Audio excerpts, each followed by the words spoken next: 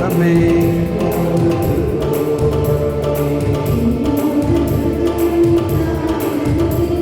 നമുക്കൊന്ന് എഴുന്നേറ്റ് നിന്ന് പാടിയാലോ? എല്ലാവരും എഴുന്നേറ്റ് നിന്ന് ഒന്ന് കൈയടിച്ച് പാടാം. പേപ്പർ മാറ്റിവെച്ച്. ദൈവമേ എന്നോട് കൃപ തോന്നണമേ, കൃപയുണ്ടാകണമേ. ദൈവമേ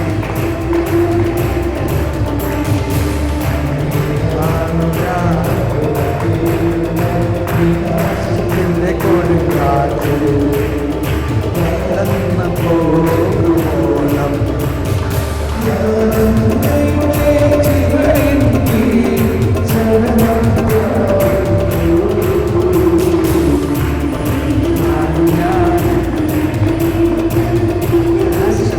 കൊടുക്കാതെ കടന്നു പോകുമോളം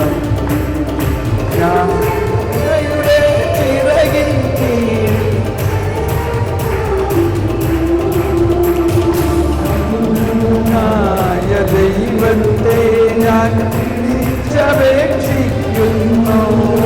എല്ലാവരും എല്ലാം ചെയ്തു തരുന്ന ദൈവത്തെ തന്നെ, അത്നായ ദൈവത്തെ ഞാൻ വിളിച്ചപേക്ഷിക്കുന്നു. എനിക്ക് വേണ്ടി എല്ലാം ചെയ്തു തരുന്ന ദൈവത്തെ തന്നെ. അവിടുന്ന് സ്വർഗത്തിൽ നിന്ന് സഹായമായ ചെന്നെ രക്ഷിക്കും. മരിക്കുന്നവരെ അവിടുന്ന് രക്ഷിക്കും. സ്വർഗത്തിൽ നിന്ന് സഹായമായ ചെന്നെ രക്ഷിക്കും. മരിക്കുന്നവരെ അവിടുന്ന് രക്ഷിക്കും. തന്റെ കാരുണ്യവും വിശ്വസ്തതയുമായി തന്റെ കാരുണ്യം.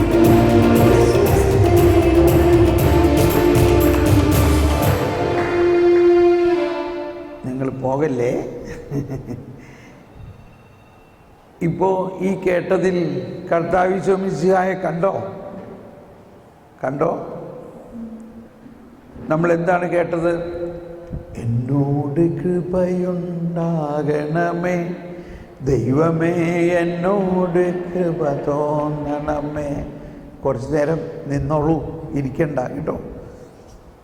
ഞാൻ രാവിലെ മുതൽ വൈകുന്നേരം വരെ നിൽക്കല്ലേ. അപ്പോൾ എന്നോട് ഇച്ചിരി സഹതപിച്ചുകൊണ്ട് നിങ്ങളും ഇന്ന് മുഴുവനും നിന്ന് വചനം കേൾക്ക്. എന്താണ് കൃപ? കൃപ എന്ന് പറഞ്ഞാൽ എന്താകുന്നു? ഏതായാലും സമയം നഷ്ടപ്പെടുത്തണ്ട, ഞാൻ തന്നെ ഉത്തരം പറയാം. കൃപ എന്നാൽ എന്താകുന്നു? ദൈവീകത മാനുഷികതയിൽ ലയിക്കുന്നതിനെ കൃപയെന്ന് പറയുന്നു. പിന്നെ എഴുതാം നമുക്ക്. അപ്പോൾ ഈ കൃപ എങ്ങനെ ഉണ്ടാകുന്നു? കൃപ യേശുക്രിസ്തുവിലൂടെ മാത്രമാണ് ഉണ്ടാകുന്നത്. കൃപ ആരിലൂടെയാണ് വരുന്നത്? യേശുക്രിസ്തുവിലൂടെ. അപ്പോൾ നമ്മൾ രാവിലെ ചിന്തിച്ച പോലെ യേശുവിൻ്റെ വരവിന് 1000 വർഷം മുമ്പ് പരിശുദ്ധാത്മാവ് ഇസ്രായേൽ ജനത്തിനെ കൃപയ്ക്ക് വേണ്ടി ദാഹിക്കാൻ ഒരുക്കി. കൃപ കിട്ടിയാലല്ലാണ്ട് പാപം പോവില്ല. വിനാശത്തിൻ്റെ കൊടുങ്കാറ്റ്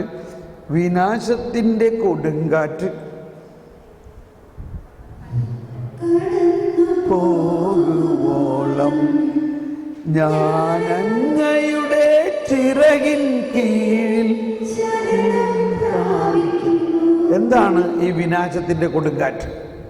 കൊടുങ്കാറ്റിൻ്റെ ഒരു ഗുണം എന്താണ്? കൊടുങ്കാറ്റിന് എപ്പോഴും നമ്മൾ കൊടുങ്കാറ്റിനെ ഒരു മോശമായിട്ടാണ് ചിന്തിക്കാറ്. കൊടുങ്കാറ്റിൻ്റെ ഏറ്റവും വലിയ ഗുണം അത് വന്നാൽ ഉടനെ പോകും. അത് അവിടെ നിൽക്കില്ല. അതൊരു നൈമിഷികമാണ്. കൊടുങ്കാറ്റിൻ്റെ ഗുണമെന്താണ്? അത് വന്നാൽ പോകും. കാറ്റ് പോലെ എന്ന് പറഞ്ഞാൽ അത് ഒരിക്കലും അവിടെ നിൽക്കില്ല.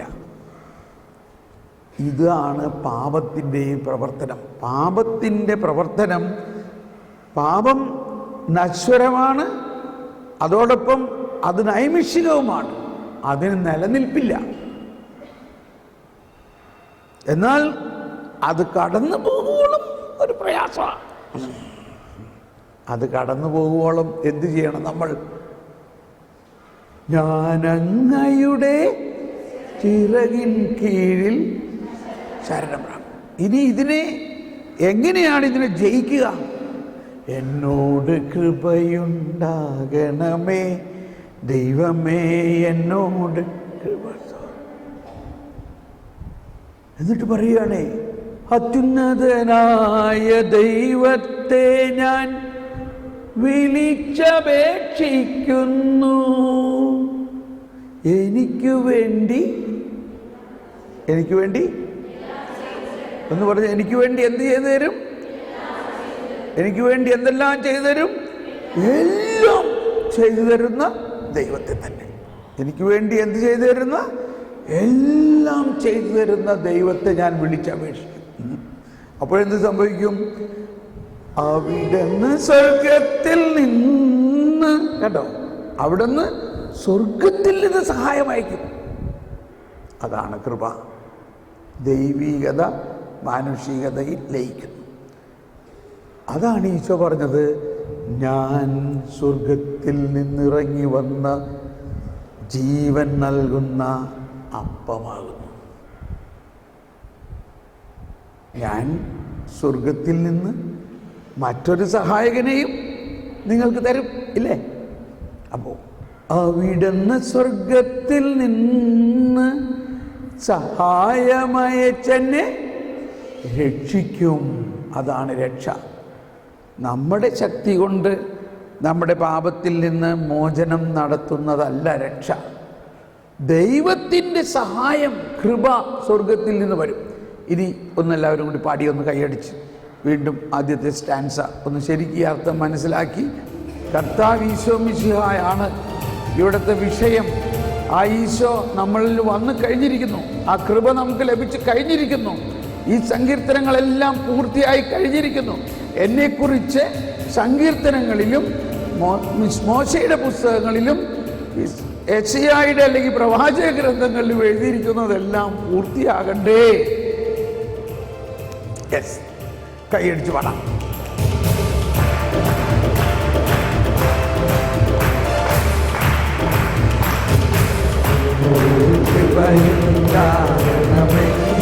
ദൈവമേ എന്നോട് കൃപ തോന്നണമേ,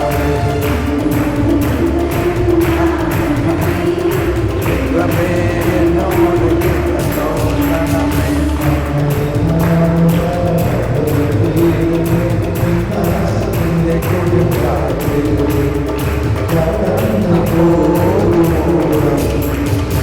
ഞാനങ്ങയുടെ ചിറകിൻ കീഴിൽ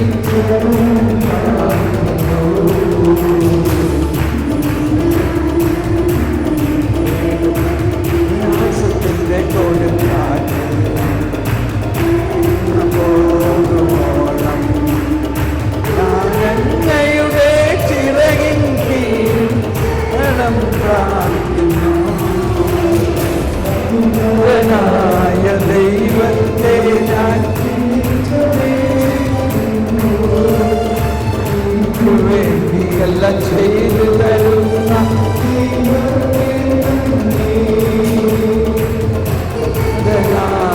ദൈവത്തെ ഞാൻ എനിക്ക് വേണ്ടിയെല്ലാം ചെയ്തു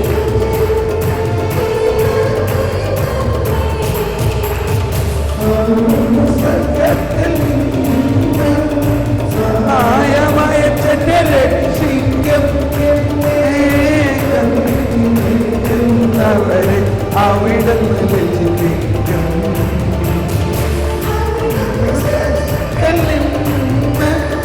സഹായമയച്ചെന്നെ രക്ഷിക്കും. അവിടുന്ന് രക്ഷിക്കും.